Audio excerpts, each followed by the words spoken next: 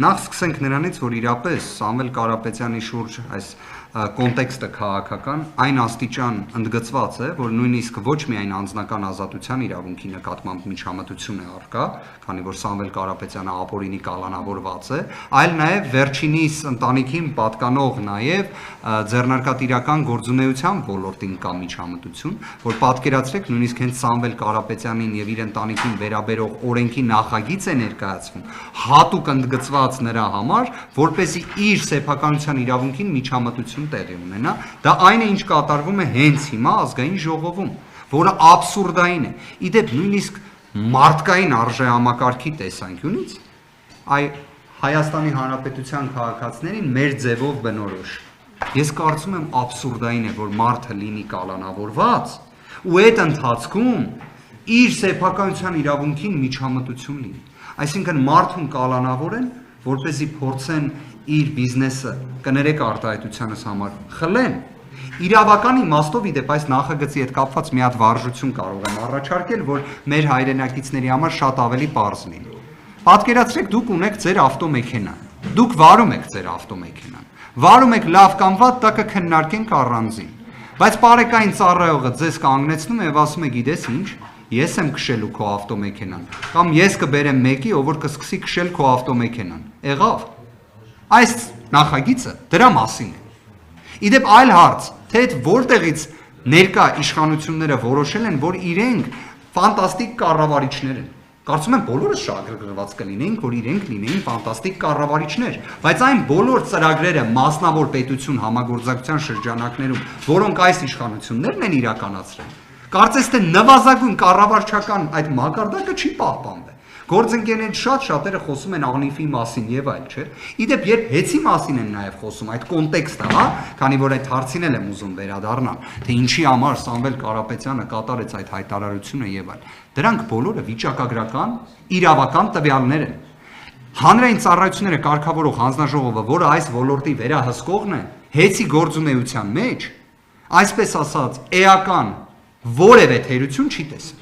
Ավելին, միայն դրականն է տեսել, եթե այդպես փորձենք համադրության մեջ դնել։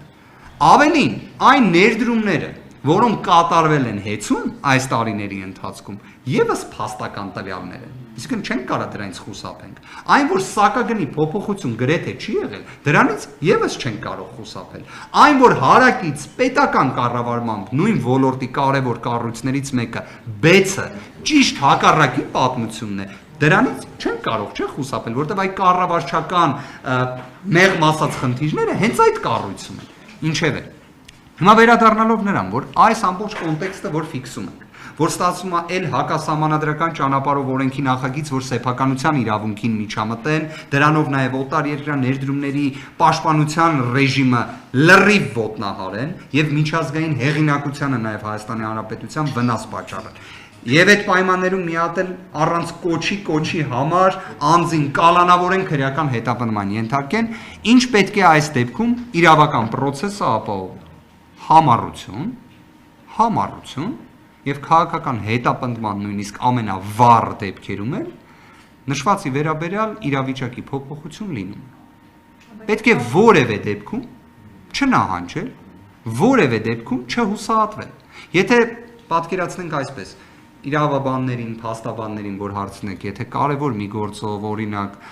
էական իրավունքների խախտումների պայմաններում բողոք եք ներկայացնում եւ մակագրվում է Արմեն Դանիելյանին, որոնք են ձեր, այսպես ասած, առաջնային տպավորությունները, դա իհարկե հուսահատությունն է լինում։ Բայց այս պարագայում կարծում եմ, դուք չեք տեսնի հուսահատություն, դուք չեք տեսնի որևէ ձևով,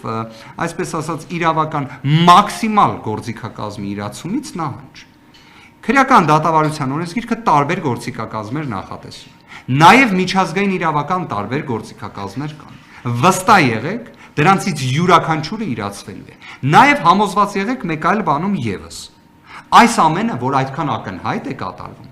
այն աստիճան, որ ստացվում է մենք բողոքից հրաժարվում ենք, անմիջապես դատախազությունը բողոք է ներկայացնում, հաջորդ օրը դա փաստագրված է։ Իդեպ հարց հնչեց, թե ինչի համար է բողոք ներկայացնում։ Իրականում հիմքը, եթե անկեղծ լինենք, նա է, որ Արմեն Դանիելյանը հանգարտ չհեռանա այս գործից։ Կարար հենց դա խնդրամասում էլ գրվեր։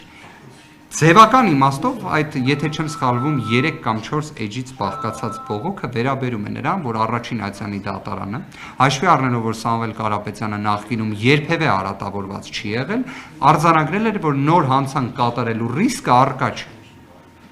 Դատախազությունը ներկայացրել է բողոք, որ դատարանը պետք է արձանագրեր նաև նոր հանցանք կատարելու ռիսկը։ Այդ բողոքը ներկայացրել է մեր կողմից բողոքից հրաժարվելուց հետո։ Հիմա եթե իսկապես իրենք ազնիվ էին դրանում, Տիկին Մամուլյան, ախր ինչ հիմնավորում կարող է լինել, գրել են, որ պարզապես պետք է գրվեր, որ նոր հանցանք կատարելու ռիսկը կա։ Վստահ եմ ձեզանից որևէ մեկի համար նորություն չէ, որ մեր իրավապահները առանց որևէ մի փաստական տվյալի ներկայացնում են միջնորդություններ եւ գտնում են, որ ռիսկերը առկա են, առանց որևէ տվյալի։ Իդեպ մի հետաքրքիր հանգամանք հիշեցնեմ ձեզ գործընկերներ, չեմ ուզում համեմատական որևէ մի վերլուծություն կատարեմ, պարզապես սառը փաստ եմ ուզում արձանագրել։ 2021 թվականին դատախազության կողմից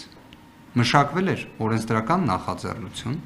ազգային ժողովի 7-րդ գումարման դեռևս ժամանակահատվածում, ըստ որի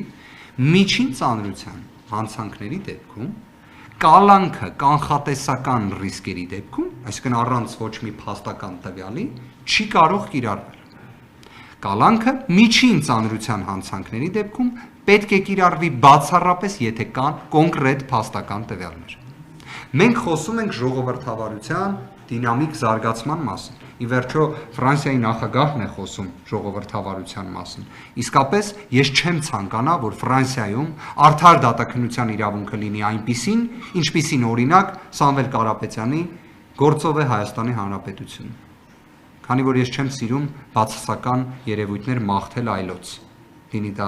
Ֆրանսիայի Հանրապետությունը, թե այլ երկիր։ Եթե բացասական հանգամանքներ մաղթելուց լինենք, ցանկանալուց լինենք, իհարկե հարևան երկու երկրները առավել քան բավարար են։ Բայց եթե սա ժողովրդավարության տեսանկյունից նվազագույն առնչություն ունի, ուրեմն իրականում կամ ժողովրդավարության ընկալումը ամբողջ աշխարհում է փոփոխվել, կամ պարզապես սա